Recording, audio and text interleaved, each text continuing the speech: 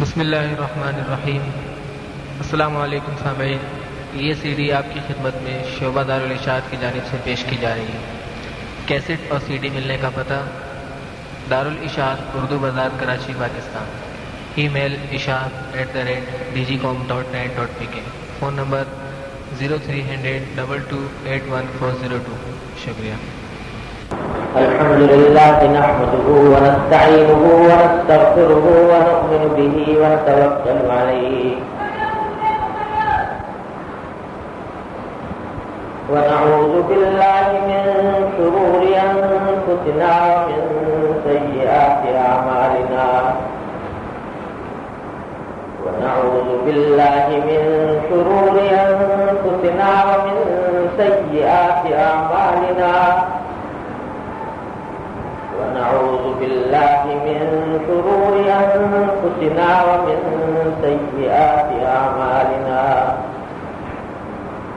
ومن يهده الله فلا مضل له ومن يضلله فلا هادي له وأشهد أن لا إله إلا الله وحده لا شريك له وأشهد أن سيدنا وسندنا ونبينا ومولانا محمدا عبده ورسوله صلى الله تعالى عليه وعلى آله وأصحابه وبارك وسلم تسليما كثيرا. أما بعد فأعوذ بالله من الشيطان الرجيم. بسم الله الرحمن الرحيم.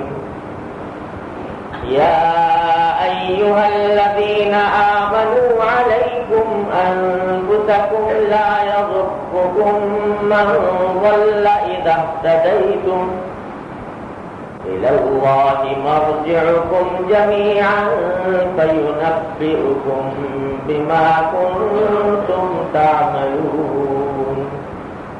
آمنت بالله صدق الله مولانا العظيم وصدق رسوله النبي الكريم ونحن على ذلك من الشاهدين والشاكرين والحمد لله رب العالمين.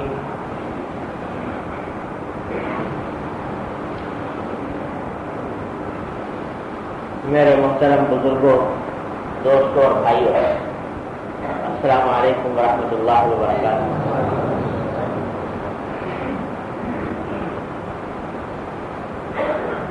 آج مجھے آپ حضرات کے اس ملک میں پہلی بار حاضری کا موقع مل رہا ہے اور یہاں آئے ہوئے ابھی چند ہی گھنٹے ہوئے ہیں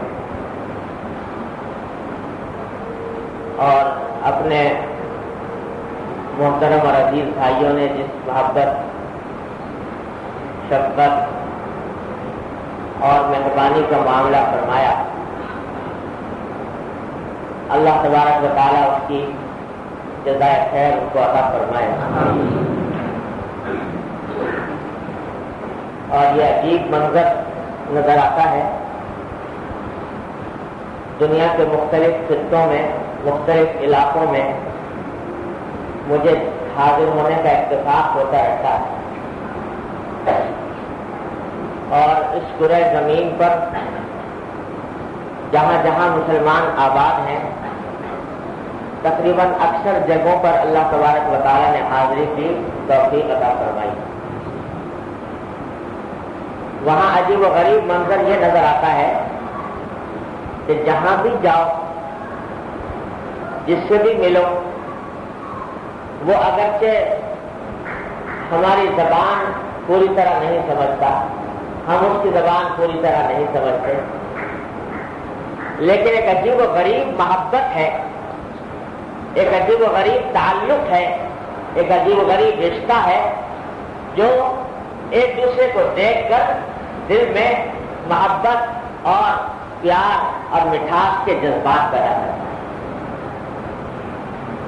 ایسے بھی بعض ملکوں میں جانے کا اتفاق ہوا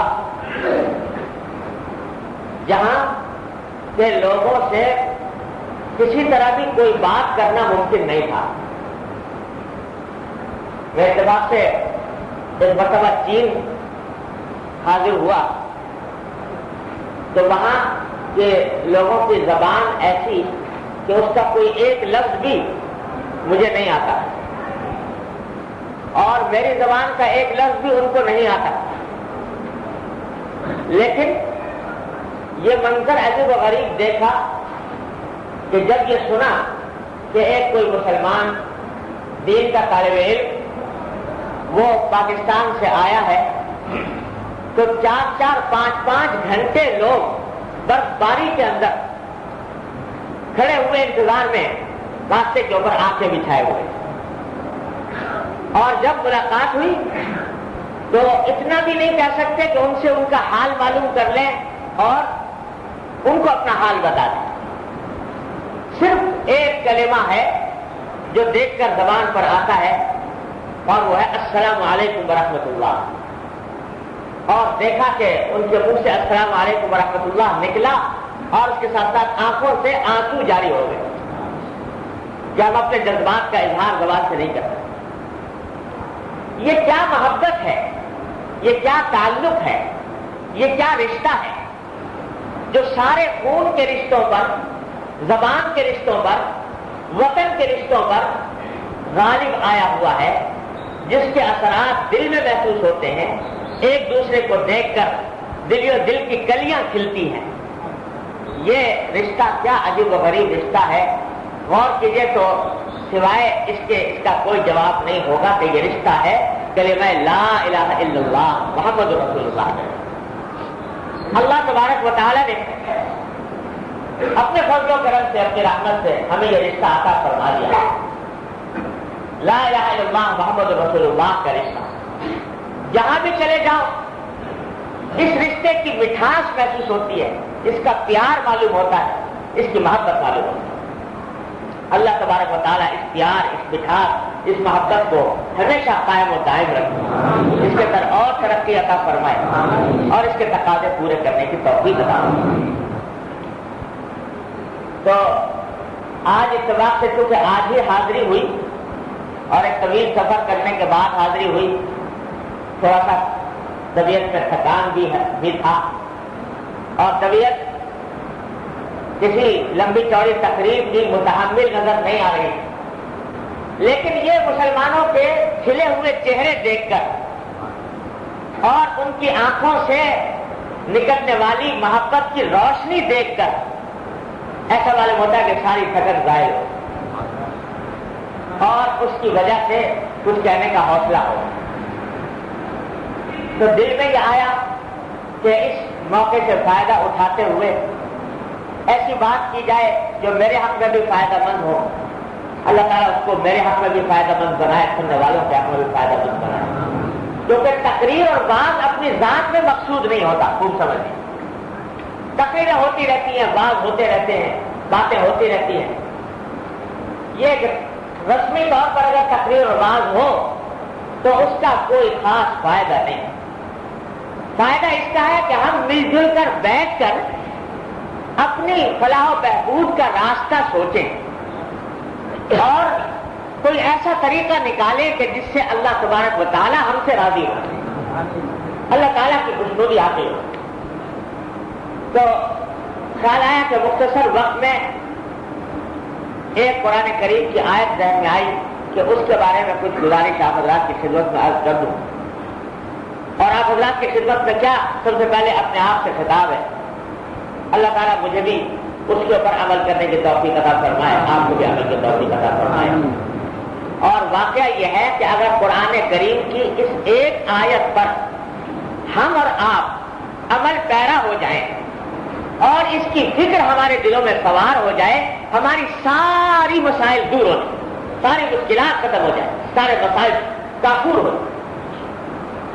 یہ عجیب و غریب قرآن کریم کا اعجاز ہے کہ ایک آیت بھی, چھوٹی سے چھوٹی آیت بھی ایسی ہے کہ اگر آدمی اسی کو لے کر بیٹھ جائے اور اس کے اوپر عمل کرنا شروع کر دے تو ساری مسائل حل ہو جائیں. یہ آیت کریمہ بھی ایسی آیت. اس سے پہلے کہ میں اس آیت کی تھوڑی سی تشریح آپ کی خدمت میں عرض کروں، ایک وہ حالات کا پس منظر تھوڑا سا ذکر کرنا چاہتا ہوں جس میں یہ آیت کریمہ ہماری عظیم رہنمائی کرتی ہے۔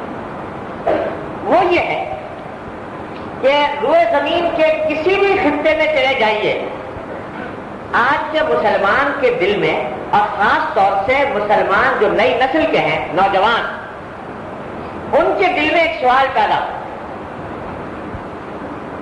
اور وہ سوال واقعی بڑا اہم سوال ہے،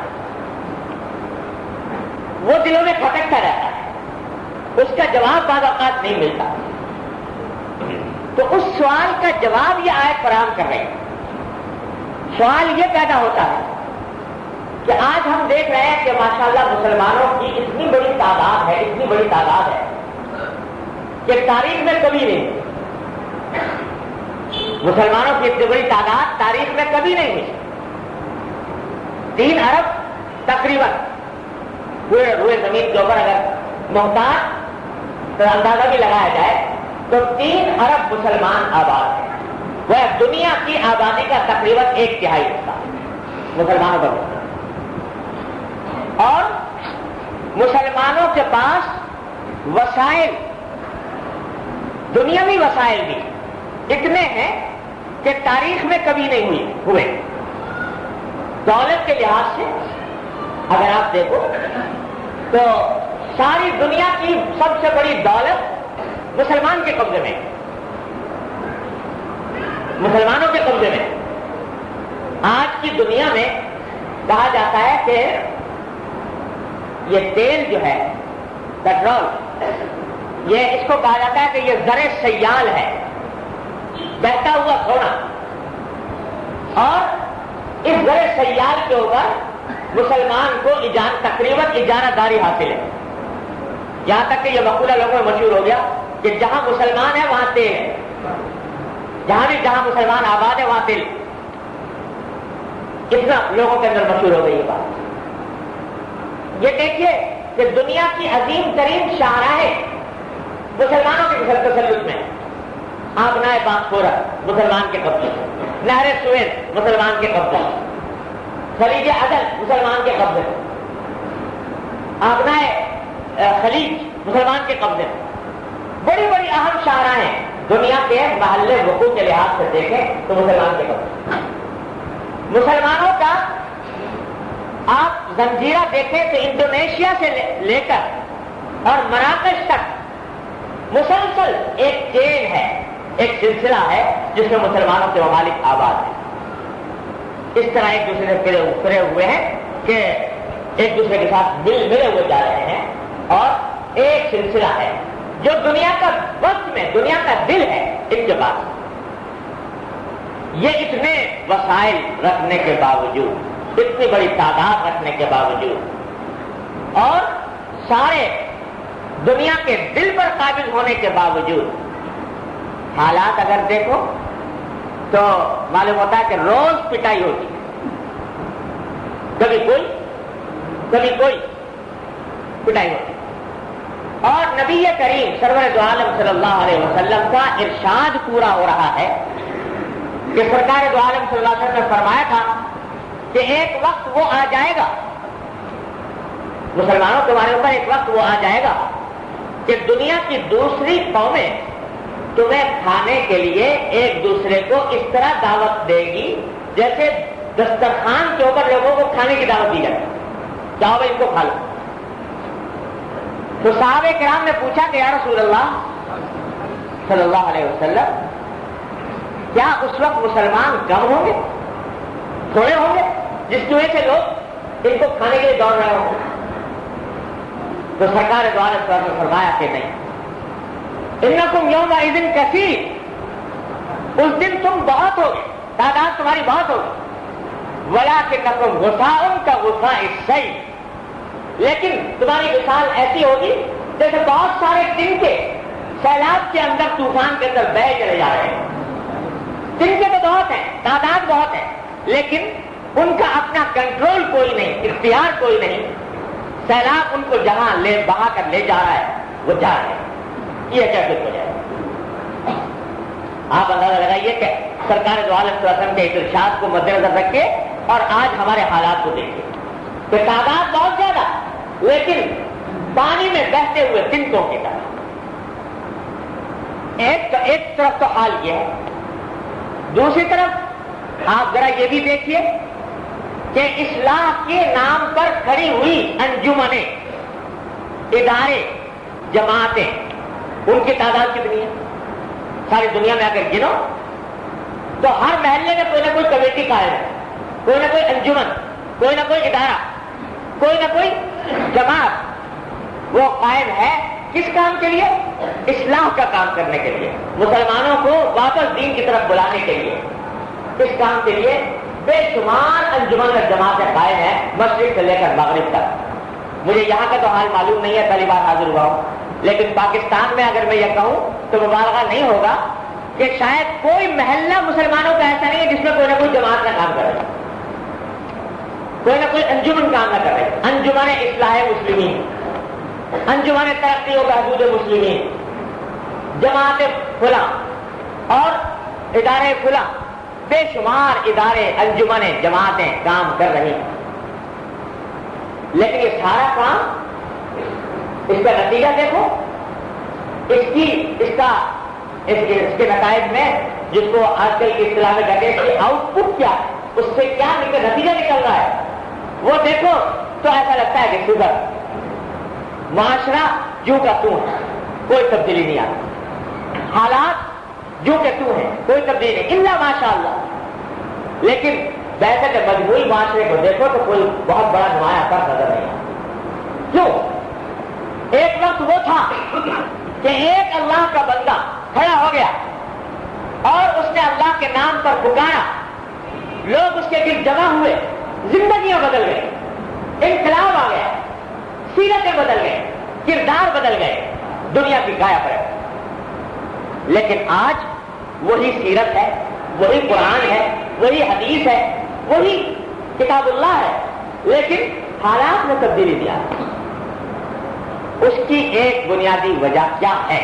یہ سوال پیدا ہوتا ہے، ہر شخص کے دل میں کبھی نہ کبھی ابھرتا ہے. تو قرآن کریم نے اس آیت کریمہ میں اس سوال کا جواب دیا ہے.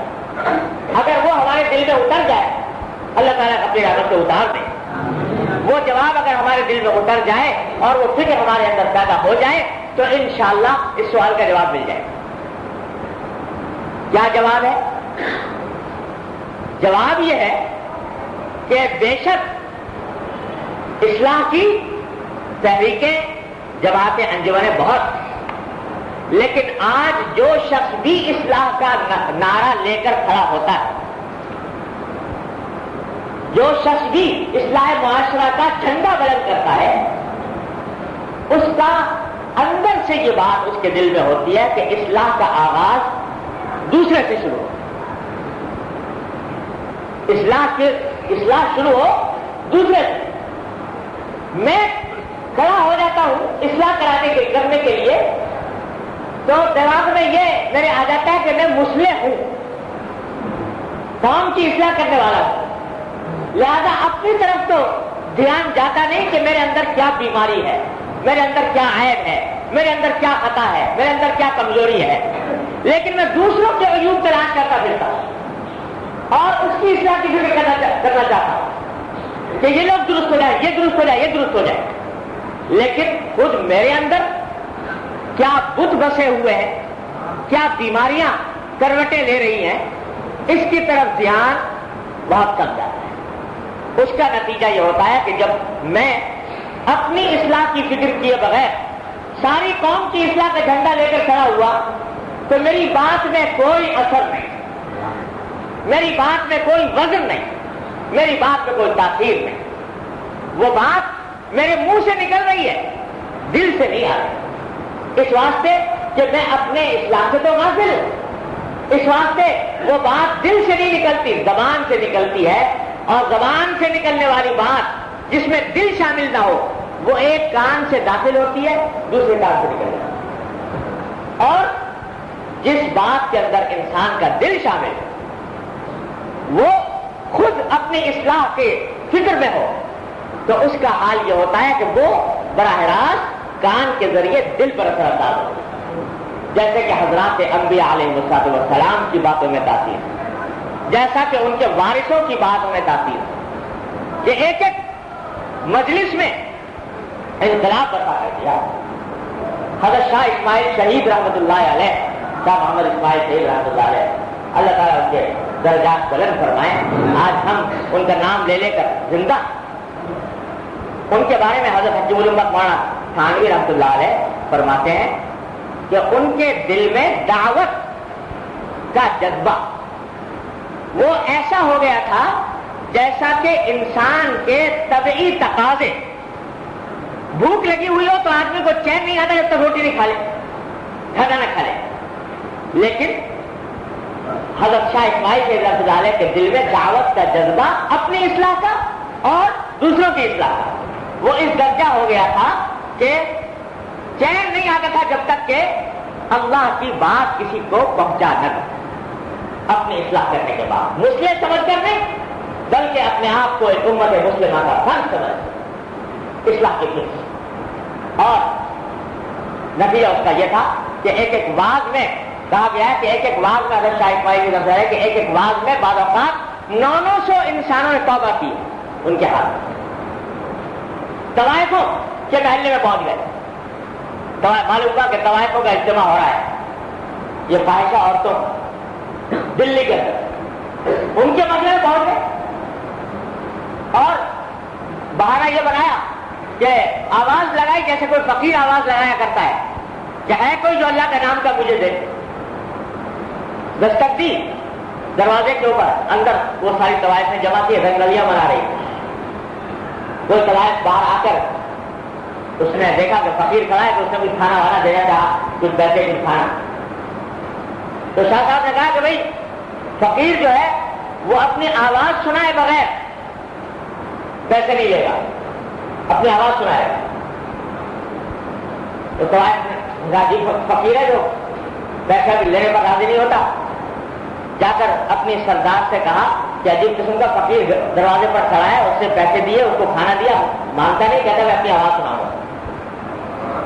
تو اس کے سردار نے کہا کہ اچھا بلا لو، ذرا تفریح ہوگی، ایک فقیر ہے وہ آ کے عجیب قسم کا کوئی آواز نکالے گا، اچھا ہے ذرا اور تفریح کا موقع ہاتھ آئے گا، بلا لیا۔ شاہ صاحب پہنچے اور خطبہ پڑھا اور قرآن کریم کی آیت تلاوت کی، والتین والزیتون وطور سینین وہذا البلد الامین لقد خلقنا الانسان فی احسن تقویم ثم رددناہ اسفل سافلین۔ سورہ والتین کی تلاوت کی اور اس کی تفصیل بیان کرنے شروع کر۔ شروع میں طوائفوں کا مجمع، رنگ رلیاں منائی جا رہی، ہنسی اڑائی جا رہی، اس حالت میں شروع کے اندر تو کوئی مذاق کا سا سما رہا، لیکن رفتہ رفتہ حضرت کی آواز بلند ہونی شروع ہوئی، اور کیونکہ یہاں سے نکل رہی تھی، یہاں سے دل سے نکل رہی تھی، اس واسطے اس نے دلوں پر اثر انداز ہونا شروع کیا۔ اور تاریخ گواہ ہے کہ اسی مجلس میں جو طوائفوں کی سب سے بڑی سردار تھی وہ حضرت شاہ اسماعیل کی رضا ہے کہ قدموں پر گر پڑا اور کہا کہ میں اپنی گناہ کی زندگی سے توبہ کرتی ہوں، خدا کے لیے میرے لیے کوئی راستہ نکالا۔ اللہ تبارک و تعالیٰ نے اس کی توبہ کی توفیق عطا فرمائی۔ حضرت شاہ صاحب جہاد کے لیے جایا کرتے تھے تو جہاد کے اندر شاہ صاحب کے ساتھ جاتی، ان کے گھوڑوں کا دانا گلا کرتی تھی چکی کے اندر، یہاں تک کہ ہاتھ میں گچے پڑ گئے۔ تو اللہ تبارک و تعالیٰ ایسی تاثیر عطا فرماتا ہے کب؟ جبکہ انسان کو اپنی فکر پہلے پڑ جائے کہ میری اصلاح ہو، پھر مجھے بات کہتا ہے وہ اثر ہے، میری بات میں اتنی تاثیر نہیں کہ میرے دل کے اندر تو گندگیاں بھری ہوئی ہیں، کبر کی، نخوت کی، اور خدا جانے کیا کن بیماریوں میں مبتلا اور دوسروں کی اصلاح کا علم لے کر کھڑا ہو جاتا ہوں، اس کی وجہ سے خرابی پیدا ہو۔ قرآن کریم فرماتا ہے، یہ اب سنیے آیت کریمہ کا ترجمہ، کہ یا ایھا الذین آمنوا علیکم انفسکم، اے ایمان والو اپنی خبر لو، اپنی خبر لو، یعنی اپنی اصلاح کی فکر کرو۔ لا یضرکم من ضل اذا اہتدیتم، اگر تم راہ راست پر آ جاؤ تو اگر کوئی گمراہی پر جا رہا ہے تو اس کی گمراہی تمہیں نقصان نہیں پہنچائے گی اگر تم سے اس چیز سیدھے ہو سن سکتے ہو. الی اللہ مرجعکم جمیعا، تم سب کو بالآخر اللہ کی طرف لوٹ کے جانا ہے. فیونبئکم بما کنتم تعملون، اللہ تبارک و تعالیٰ تمہیں بتائے گا جو کچھ تم دنیا کے اندر کیا کرتے. تو پہلے فرمایا کہ یہ جو آج ہمارا ایک عام معمول بن گیا ہے کہ جہاں 4 آدمی اکٹھے ہوئے اور انہوں نے تبصرہ شروع کر دیا کہ بھئی آج تو مسلمانوں کا یہ حال ہو گیا، لوگ جو ہے فلاں کام کرتے ہیں، فلاں کام کرتے ہیں، فلاں کام کرتے ہیں، لوگوں کے اوپر تان تشنی اور لوگوں کے اوپر اعتراض شروع ہو گیا. گویا اپنے آپ کو تو بڑی سمجھ لیا کہ میرے اندر تو کوئی خرابی ہے نہیں اور دوسروں کی خرابیاں گنانی شروع کر دی. قرآن یہ کہتا ہے کہ دوسروں کی خرابیاں گنانے کے بجائے تم اپنی فکر کرو تمہارے اندر کیا کیا عیب ہے. ہر انسان اپنا جائزہ کہ میرے اندر کیا کیا خرابی، مجھے کہاں کہاں اصلاح کرنے کی ضرورت ہے، اور جائزہ لے کر اپنی فکر کریں تو کیا ہوگا کہ کم از کم اگر ایک آدمی یہ کام کر رہا ہے تو ایک آدمی کی اصلاح ہو جائے، ایک آدمی درست ہو جائے. اور یہ قوم، یہ معاشرہ در حقیقت افراد ہی کا مجموعہ ہے. اگر ایک آدمی درست ہو گیا تو چراغ سے چراغ جلتا ہے، ایک سے دوسرا، دوسرے سے تیسرا، تیسرے سے چوتھا، اس طریقے سے درست ہوتے چلے جائیں گے. لیکن اگر ہر ایک آدمی دوسرے کی اصلاح کی فکر میں رہے، اپنی اصلاح کی فکر سے غافل رہے تو کام نہیں چلتا. یاد رکھو، اگر ایک مرتبہ اپنے اصلاح کی فکر ہو جائے، یہ فکر ہو جائے کہ مجھے اللہ کے سامنے جانا ہے، قبر میں جانا ہے، موت آنے والی ہے، اللہ جل جلالہ کے حضور حاضر ہونا ہے، اور اس وقت میں کیا جواب دوں گا اپنے اعمال کا، میرے جو حالات ہیں وہ اس کے اندر کیا کیا خرابیاں ہیں، کس طرح سے دور ہو تاکہ میں اللہ تبارک و تعالیٰ کے حضور حاضر ہو کر سرخ روئی کے ساتھ حاضر ہو سکوں. یہ اگر کسی کو فکر لگ جائے تو یاد رکھو کبھی دوسرے کے عیوب پر اس کی نگاہ نہیں جاتی، اپنے ہی عیوب کے پیچھے پڑا رہتا ہے. میرے والد ماجد حضرت مولانا مفتی محمد شفیع صاحب قدس اللہ سرہ فرمایا کرتے تھے کہ اگر ایک آدمی کے پیٹ میں درد ہو رہا ہے بہت تیز، تو بتاؤ وہ اپنے پیٹ کے درد کی فکر کرے گا یا یہ دیکھے گا دوسرے کو چھینک آ گئی، نزلہ زکام ہونے والا ہے اس کو، تو اس چھینک کی فکر کرے گا یا اپنے پیٹ کے درد کی فکر کرے گا؟ اگر پیٹ میں درد ہو رہا ہے، ناقابل برداشت ہے، تو کسی کو چھینک آئے یا نزلہ ہو یا زکام ہو، اس کو اس کی فکر نہیں ہوگی، چاہے گا کہ اس طرح میرا درد دور ہو جائے. میں مثال دیا کرتا ہوں، پھر میرے ساتھ ایک واقعہ پیش آیا. ایک مرتبہ میری ایک عزیزہ خاتون تھی، تو ان کے پیٹ میں درد ہوا کرتا تھا.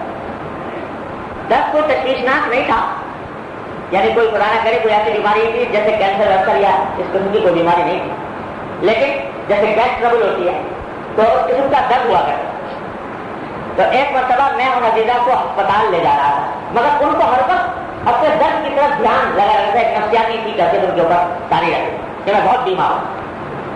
تو ہسپتال میں لے کے جا رہا تھا، تو ہسپتال کی لفٹ تھی، اس میں ان کو لے کر گیا.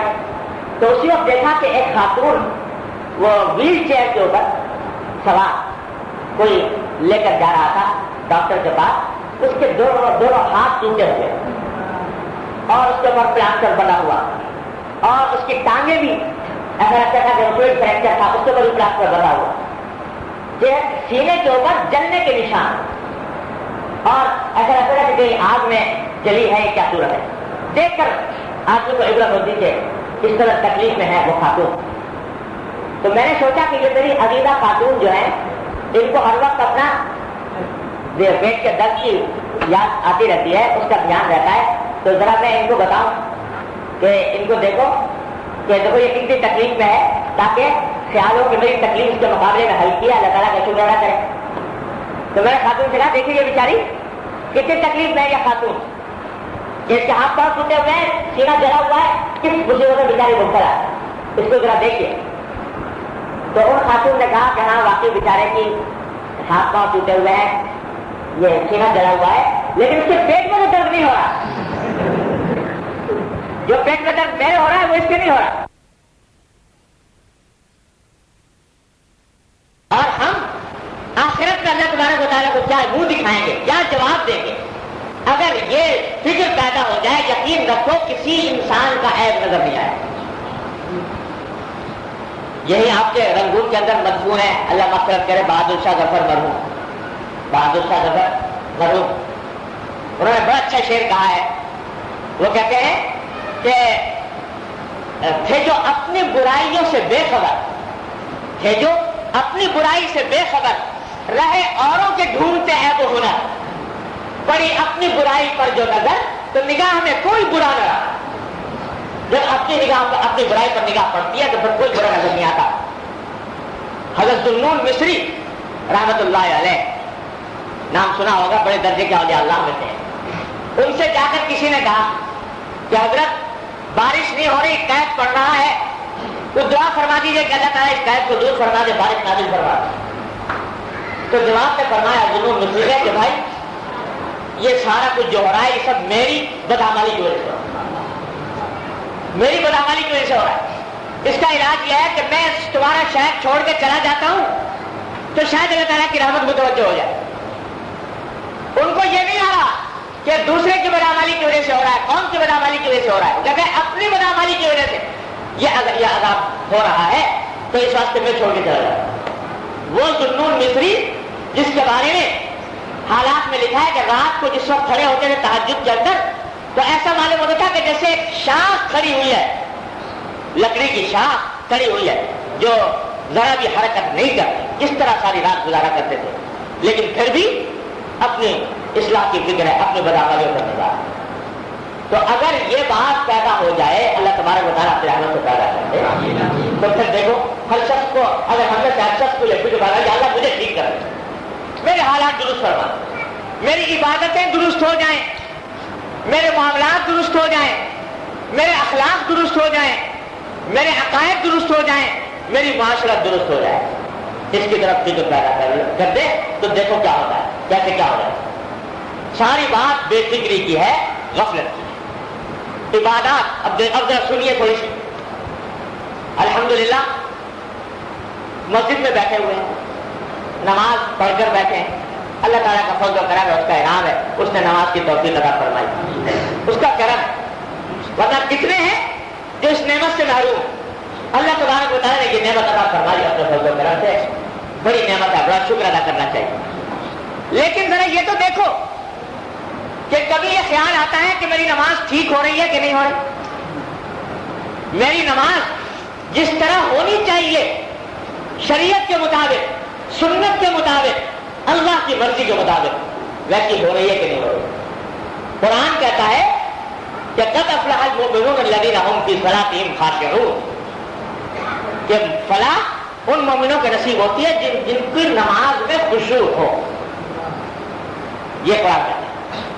اور جگہ جگہ قرآن نے نماز کے ساتھ خشوع کو مطلوب قرار دیا. یہ بتائیے ہم میں سے ہر شخص اپنے گریبان میں منہ ڈال کر دیکھے کہ کیا یہ فکر ہوتی ہے دل میں, کبھی خیال آتا ہے, فکر ہوتی ہے کہ جو نماز پڑھ رہا ہوں اس میں خشوع حاصل ہے کہ نہیں. اگر ہوتی ہے بڑی اچھی بات, لیکن اگر نہیں ہوتی تو اس کے معنی یہ کہ اپنی اصلاح سے غافل, بے فکر. قرآن کہتا ہے کہ اپنی فکر کرو, خشوع پیدا کرنے کی کوشش. اور خشوع پیدا کرنے کی یہ کوئی بہت مشکل کام نہیں ہے. یہ سمجھے لوگ کہ بھائی تو بڑا کوئی بہت اللہ والا ہوگا, بہت ولی اللہ ہوگا تو خشوع اس کے دماغ میں ہوگا. اللہ تعالیٰ نے کوئی ایسا کام ضروری قرار نہیں دیا جس پر عمل کرنا مشکل ہو. خشوع حاصل ہونے کا واحد طریقہ یہ ہے کہ جب نماز شروع کرو تو اپنا دھیان ان الفاظ کی طرف لگاؤ جو زبان سے ادا ہو رہے ہیں. جب الحمدللہ رب العالمین کہا تو پتہ ہو کہ میں الحمدللہ رب العالمین کہہ رہا ہوں اور اس کی طرف دھیان. یہ نہیں ہے کہ نیت باندھی اللہ اکبر اور کہ سوئچ آن ہو گیا اور ایک آٹومیٹک مشین چل پڑی اور یہ بھی پتا نہیں کہ کس وقت کیا لفظ زبان سے ادا ہو رہا ہے, کون سی صورت پڑے گی کون سی صورت نہیں پڑے گی. بلکہ جو لفظ زبان سے ادا ہو اس کی طرف دھیان لگا دو بس. دھیان لگانے کے بعد اگر غیر اختیاری طور سے کچھ خیالات آ جائیں باہر کے تو اللہ تعالیٰ نے وہ معاف کیے ہیں, وہ خشوع کے منافی ہے. اللہ تعالیٰ کہتے ہیں معاف اگر غیر اختیاری ہے. اپنے اختیار سے سوچ سوچ کر باتیں نہ سوچو, لیکن اگر غیر اختیاری طور پر خیالات آ رہے ہیں تو معاف. پھر جب دھیان آ جائے دوبارہ انہیں الفاظ کی طرف لوٹاؤ. پھر خیال دوسری طرف چلا جائے, پھر جب دھیان آئے دوبارہ لوٹاؤ. یہ کرتے رہو تو نماز میں خشوع آتا. بتائیے یہ کوئی مشکل کام؟ لیکن بات یہ ہے کہ دھیان نہیں, توجہ نہیں, فکر نہیں, اپنی طرف اپنی اصلاح کا خیال ہے. نماز پڑھنے کھڑے ہو, لیکن یہ بھی تو کبھی سوچنے کی کوشش کی کہ حضور اقدس سرور دو عالم صلی اللہ علیہ وسلم نماز کس طرح پڑھا ہے؟ آیا میں ہاتھ ٹھیک اٹھاتا ہوں یا غلط اٹھاتا ہوں؟ ہاتھ صحیح باندھتا ہوں یا غلط باندھتا ہوں؟ رکوع صحیح کر رہا ہوں غلط کر رہا ہوں؟ اس بات کی فکر, اس بات کا دھیان پیدا ہوا کہ نہیں؟ اگر کوئی کہے کہ بھائی تمہارے اس میں نماز کے اندر فلاں کمی رہ گئی, ارے میاں اللہ میاں سب قبول کرتا ہے, اللہ میاں بڑا قبول رہے, یہ جواب فکر میں. حضرات صحابہ کرام رضی اللہ تعالی اجمعین کے حالات دیکھیے, ایک دوسرے کو دکھاتے تھے کہ بھائی ذرا میں نماز پڑھ کے دکھاتا ہوں, بتاؤ اس نماز میں کوئی خرابی تو نہیں, اگر خرابی ہو تو مجھے بتاؤ. ایک صحابی دوسرے کو پڑھ کے دکھایا, فکر لگی ہوئی ہے کہ نماز صحیح ہو رہی ہے کہ نہیں ہو رہی. تو بھائی عبادات انجام تو الحمدللہ دے رہے ہیں, اللہ تعالیٰ کا بڑا کرم ہے. اگر توفیق نہ ہوتی تو کیا کر لیتے, بڑی نعمت.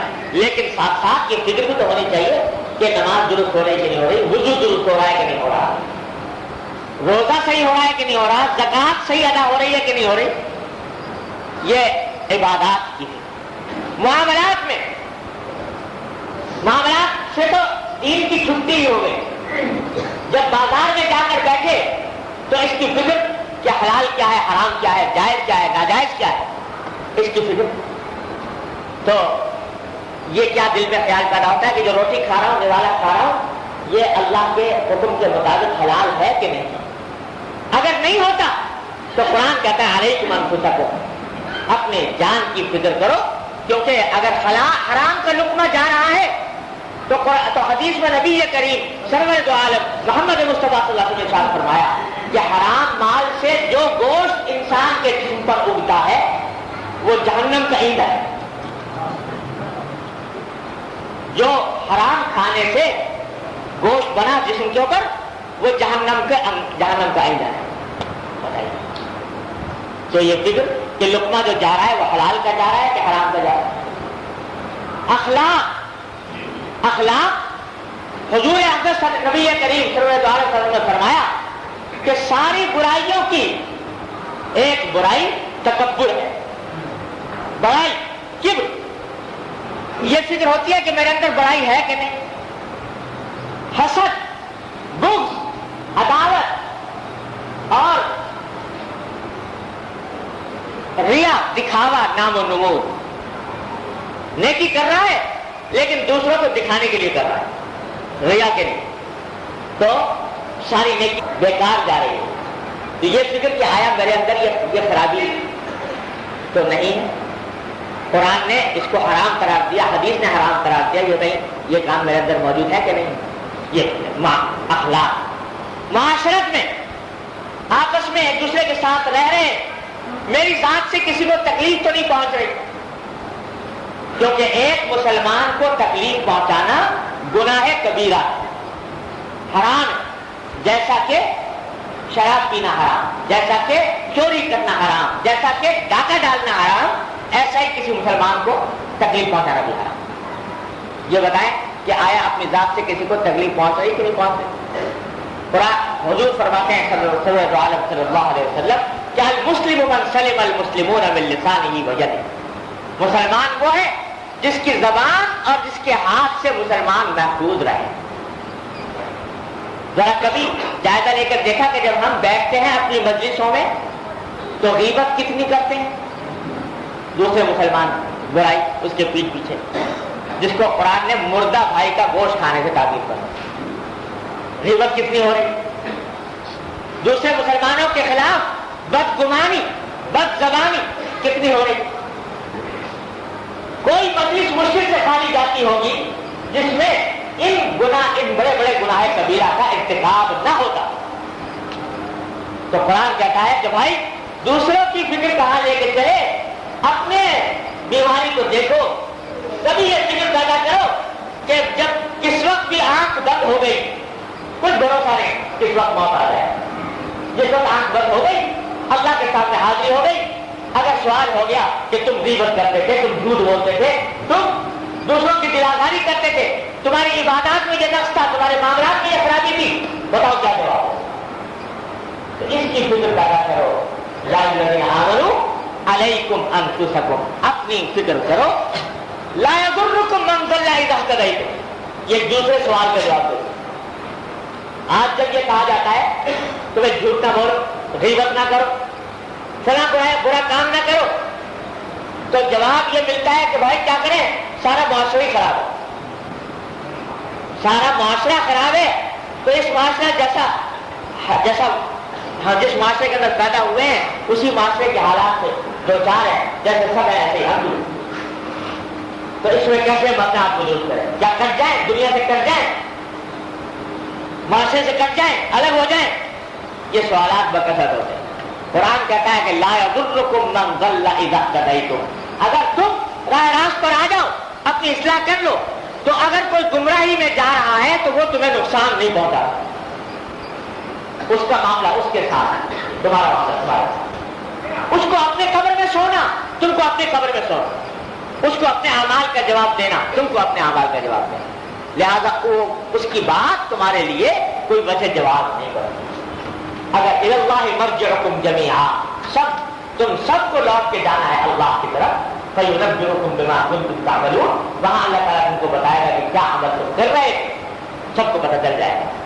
تو بھائی یہ قرآن کریم کی چھوٹی سی آیت ہے، لیکن قرآن کریم کی کوئی آیت چھوٹی نہیں ہوتی.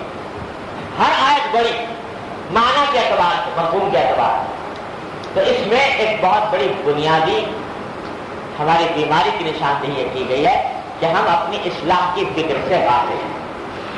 میں سب سے پہلے اپنے آپ سے اور پھر اپنے بھائیوں سے یہ گزارش کرتا ہوں کہ تقریریں واضح بہت ہوتے ہیں، لیکن کبھی کبھی اس مقصد کے تحت بیٹھا کریں کہ ہمارے تک کیا بیماری ہے، کس طرح کی ہے. تو اس کے لیے آج اگر ہم اس بات کا اہتمام کریں، ہم میں سے ہر شخص اپنی صبح سے لے کر شام تک کی زندگی کا جائزہ لے. صبح کو میں کس وقت اٹھتا ہوں، کیا کرتا ہوں، اور نماز کیسی پڑھتا ہوں، عبادت کیسی کرتا ہوں، معاملات کیسے کرتا ہوں، روزی کیسے کماتا ہوں، دوسروں کے ساتھ کیسے پیش آتا ہوں، اور اپنے عیوب کی فہرست بنائیں. دوسرے کے عیوب کی فہرست بنانے کے بجائے اپنے عیوب کی فہرست بنائیں کہ میرے اندر فلاں فلاں عیب ہے، فلاں فلاں خرابیاں ہیں. میں کبھی کبھی جھوٹ بول دیتا ہوں، میں کبھی کبھی غیبت کر لیتا ہوں، میں کبھی کبھی نماز چھوڑ دیتا ہوں مثلا والعیاذ باللہ، یا کوئی بھی میری نماز کے اندر جائزہ لے کے دیکھو کہ کیا خرابی. تو اس کی فہرست بنا کر اس کی فکر پیدا کر لے، اس کا درد اپنے دل میں لگا لے کہ یہ بیماری کس طرح میری دور ہو. تو اگر ایک ایک کر کے بھی مٹانے کی، ان بیماریوں کو ختم کرنے کی فکر کریں گے تو انشاءاللہ ثم انشاءاللہ ترقی ہو، فائدہ ہوگا، بیماریوں سے نجات ملے گی. اللہ تبارک و تعالیٰ کے حضور انشاءاللہ خوشنودی آپ کو. اور اگر اسی غفلت کی حالت میں زندگی گزرتی رہی جیسے گزر رہی، اگر کبھی خیال آتا بھی ہے تو شیطان اور نفس یہ کہہ کر ٹال دیتا ہے کہ میاں ٹھیک ہے ذرا ابھی کل پرسوں کو دیکھیں گے، پھر اطمینان سے ذرا جب کل واقع ہوگا، فرصت ملے گی، آرام کا وقت ہوگا تو اس وقت میں یہ کر لیں. یہ اسی طرح چلاتا جا رہا ہے، چلاتا جا رہا ہے، چلاتا جا رہا ہے. ارے کیا گارنٹی لے کر آئے ہو کہ 100 سال جیو گے؟ یا اللہ تعالیٰ نے کوئی ضمانت لے رکھی ہے کہ اتنی عمر ضرور ہونی ہے؟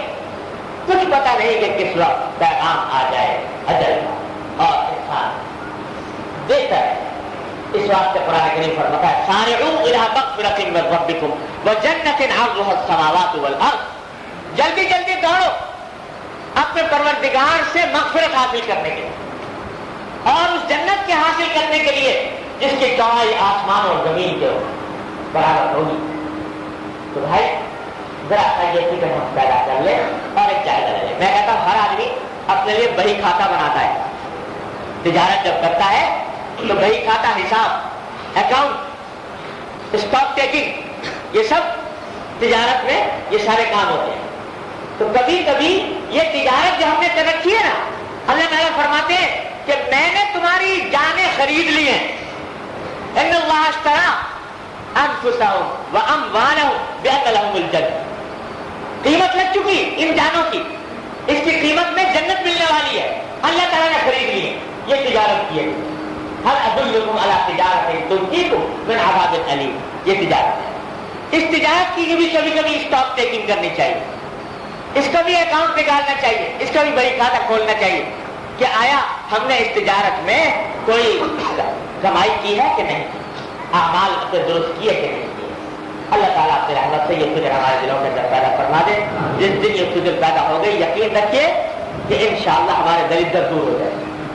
اللہ تعالیٰ کا فضل و کرم ہے, اس کا وعدہ ہے کہ جب کوئی شخص اپنی اصلاح کے لیے قدم بڑھاتا ہے تو اللہ تعالیٰ فرماتے ہیں کہ میں اس کا ہاتھ پکڑ کے لے چلتا ہوں.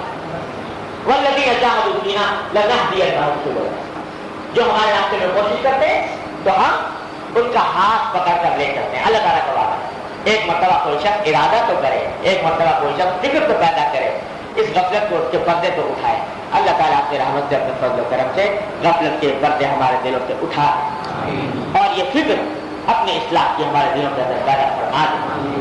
اور جب اللہ تعالیٰ کے حضور حاضری ہو تو اللہ تعالیٰ ہمیں پاک صاف کر کے اپنی بارگاہ میں بلائے. آمین ثم آمین. دعا فرما لیجیے. اللہم صلی علی سیدنا محمد کما صلیت علی ابراہیم وعلی آل ابراہیم. یا ارحم الراحمین اپنے فضل و کرم سے رحمت سے ہمارے تمام گناہوں کو معاف فرما. اللهم ربنا ظلمنا انفسنا وان لم تغفر لنا وترحمنا لنكونن من الخاسرين. یا ارحم الراحمین اپنے فضل و کرم سے رحمت سے ہمارے تمام گناہوں کو معاف فرما. یا اللہ ہمارے اعمال و اخلاق کی اصلاح کرو. یا اللہ اپنی اصلاح کی فکر ہمارے دلوں میں پیدا کرو. یا اللہ اپنی برائیوں اپنی بیماریوں پر نظر عطا فرما. یا اللہ اپنی رحمت سے ان کے ازالے کی فکر عطا فرما. یا اللہ اس کا دھیان عطا فرما. یا اللہ اس کی توفیق عطا فرما. یا ارحم الراحمین اپنے فضل و کرم سے رحمت سے ہماری ظاہر و باطن کی اصلاح فرما. یا اللہ. بسم اللہ الرحمن الرحیم. السلام علیکم سامعین. یہ سی ڈی آپ کی خدمت میں شعبہ دارالارشاد کی جانب سے پیش کی جا رہی ہے. کیسٹ اور سی ڈی ملنے کا پتہ دارالارشاد اردو بازار کراچی پاکستان. ای میل ishaq@dgcom.net.pk.